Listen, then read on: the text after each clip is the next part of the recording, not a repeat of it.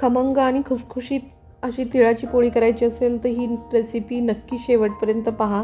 अगदी जरी तुम्ही नवीन असाल स्वयंपाक करण्यासाठी तरीही तुम्हाला ही पोळी परफेक्ट जमेल जर तुम्ही हीच पद्धत फॉलो केली आणि व्हिडिओ शेवटपर्यंत पाहिला. हे पहा, अगदी खुसखुशीत बनते आणि 8 दिवस ही पोळी अशी सहज टिकते. प्रवासात नेण्यासाठी तरीही चालते. आता आपण मकर संक्रांतीसाठी बनवणार आहोत. मी 2 वाट्या गव्हाचं पीठ घेतलं आहे. त्याला 3 चमचे साधारण बेसन घ्यायचं आहे.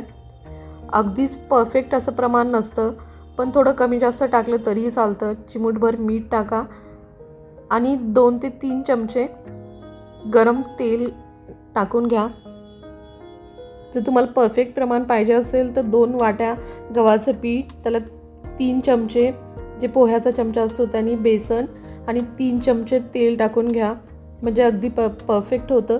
बेसन किंवा तेल खूप जास्त झालं तर खूप कडक होईल पोळी. साधारण घट्टसर असं पीठ मळून घ्यायचं आहे.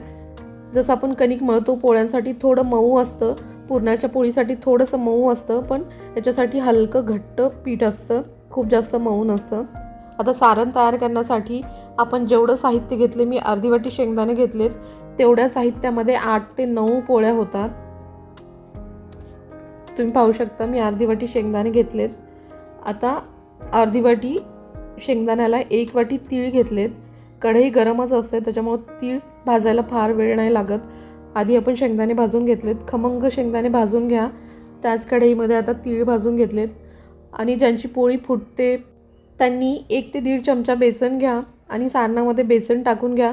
कढई गरम आहे, बेसन भाजायला फार वेळ नाही लागणार. हे पहा, ज्यांची पोळी नाही फुटत त्यांनी बेसन वापरलं तरीही चालेल, कारण खमंग लागतं बेसन. कितीही सारण भरलं तरीही पोळी फुटणार नाही अजिबात. आता जेवढं मी तीळ घेतले होते तेवढंच गूळ घेतला आहे. जर तुम्ही जास्त गोड खात असाल तर तुम्ही 1 वाटी गूळ घ्या. मी पाऊण वाटी गूळ घेतला आहे. आता हे सारण मिक्सरला फिरून घ्यायचं आणि नंतर गूळ टाकून परत फिरवायचं. हे पहा, घट्ट असा गोळा तयार झाला म्हणजे आपलं सारण परफेक्ट तयार झालं आहे. आता हे सुटसुटीत ठेवलं आहे. बरेच जण गोळा करून पोळीमध्ये भरतात. जेव्हा आपण असा गोळा करून पोळीमध्ये भरतो आणि पोळी जेव्हा लाटताना असं वरून दाबलं जातो तेव्हा पोळी फुटते.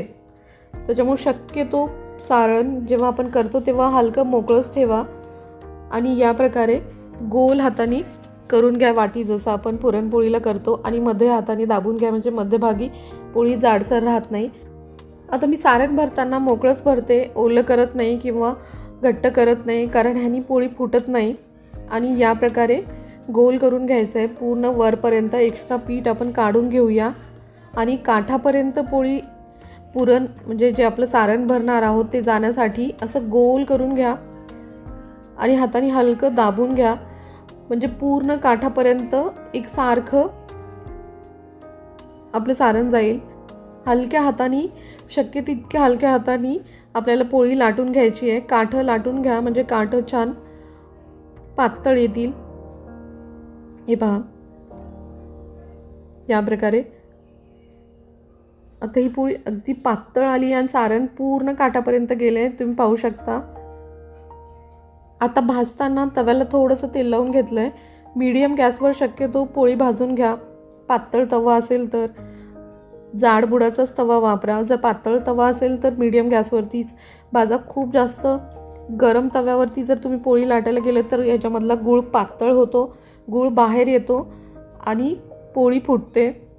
यातली टिप्स अशी आहे की खूप जास्त बेसन किंवा तेल वापरू नका. जेवढं प्रमाण आहे त्याच प्रकारे वापरा. आणि पीठ जे सारण भरतो आहे त्याला घट्ट करायची गरज नाही आहे, मोकळं भरलं तरीही चालेल. हे सारणही 8 ते 15 दिवस फ्रीजमध्ये राहतं आणि पोळीही 8 दिवस टिकते. पहा, खमंग खुसखुशीत अशी पोळी तयार झालेली आहे. अशाच प्रकारे आपण अजून पोळ्या तयार करून घेणार आहोत. तुम्हाला माझी रेसिपी आवडल्यास चॅनलला लाईक, शेअर, सबस्क्राईब करायला विसरू नका. तुमच्या फ्रेंड्स आणि फॅमिलीला व्हिडिओ शेअर करायला विसरू नका. थँक्यू.